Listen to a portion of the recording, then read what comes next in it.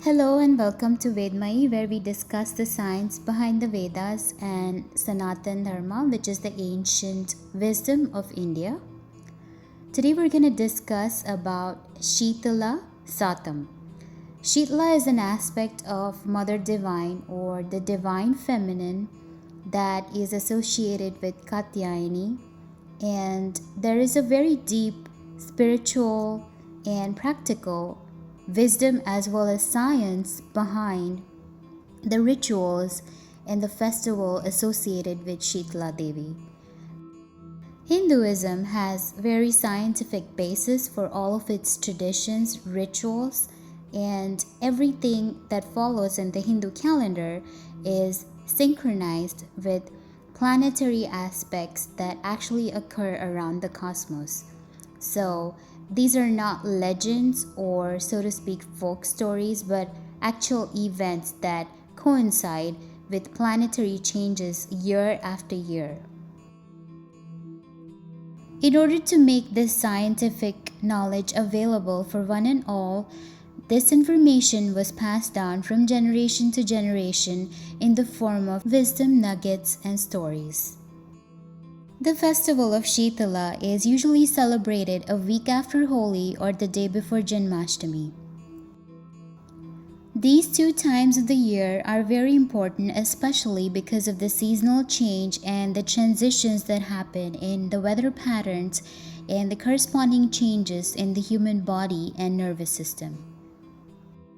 Not just the time of the year, but Goddess Sheetala also has very peculiar characteristic features.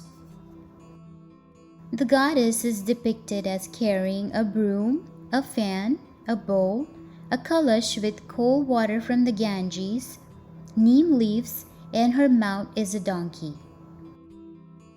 Another special characteristic is that on the day of Sheetala Devi's celebration, people normally eat fermented food or food that was cooked the day before, or something that is very cooling in nature that calms down the bodily systems. Now, what is the significance of all this in our daily practical and day-to-day life, and how does all this make it scientific? Well, that is a great question, and the answer is found in Sheetala's story or Katyayani story. Once there was a time when a demon called Jwarasur was spreading havoc in the form of viruses, germs, bacteria, and microbial terror. It turns out that nature or creation in the form of Katyayani regenerates and rejuvenates itself and takes birth as Sheetala, the calming or the cooling goddess, and sprinkles some elixir on patients who were tormented by Jwarasur. Jwarasur literally means the fever-causing demon. So in a sense, Sheetala is nature's healing capacity, the ability to regenerate, and our own body's immunity that responds and fights illnesses and diseases.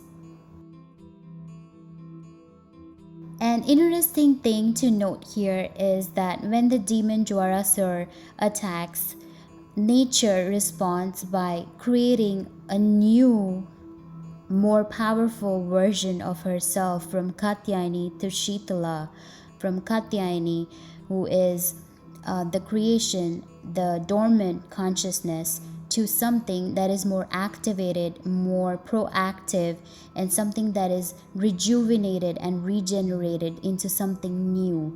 So this can be a key to fighting any disease or illness, in the sense that when we have experienced a change in our ease, which is disease, and when we're experiencing an illness, we cannot continue with our old patterns or old habits. We have to change them and become something new in order to fight that problem or that disease.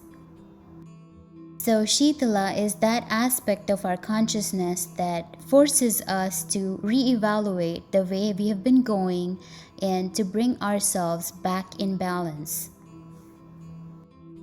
The reason that Food is not cooked on the day of Sheetala Saatam, and fermented foods or foods that are cooling are recommended is directly related to health of a human being, especially around the time of harvest or seasonal changes, primarily because these are times that the human nervous system undergoes a tremendous amount of stress, change, and has to adapt to an increased amount of microbial count, new and foreign. When fermented food is introduced very consciously and at regular periods, you will notice that the probiotics or the gut flora are supported with cooling foods, and the body's immunity is able to get back or fight back easily when there is a higher microbial count. India is the birthplace of many scientific discoveries and inventions that are helping mankind today, and one such healing science is the science of Ayurveda. And Ayurveda for thousands of years has advised a diet that is balanced and foods that are cooling and healing in nature. This philosophy is now being confirmed by modern science that says heat causing or acidic food is very non conducive to long term human health. Overall, the festival of Sheetala is a helpful reminder to ourselves to take care of our bodies, to eat healthy, and to notice all the changes that are happening inside of us and around us. It also reminds us that it is important to be a little bit mindful of our own body's needs and to fortify our own immune system so that the healing response and the rejuvenating ability that nature has given us is fortified time and again. And finally, as if to remind us that the secret to a happy and healthy life is in our own hands, Sheetala Devi gives the following 4 secrets. She carries a broom that sweeps off and dusts off all viruses and germs, indicating the need for cleanliness, external of our surroundings and internal in the form of regular detoxes. She also carries a fan, which indicates the need to stay calm, cool, and collected and to eat foods that are healing. And lastly, she carries a bowl of neem leaves, indicating the importance of plant-based diets for longevity.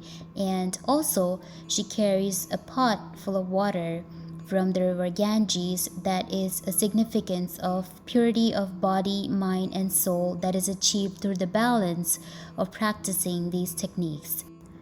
Before ending this discussion, it is important to understand why Sheetala Devi is depicted as riding a donkey, not a horse or a zebra.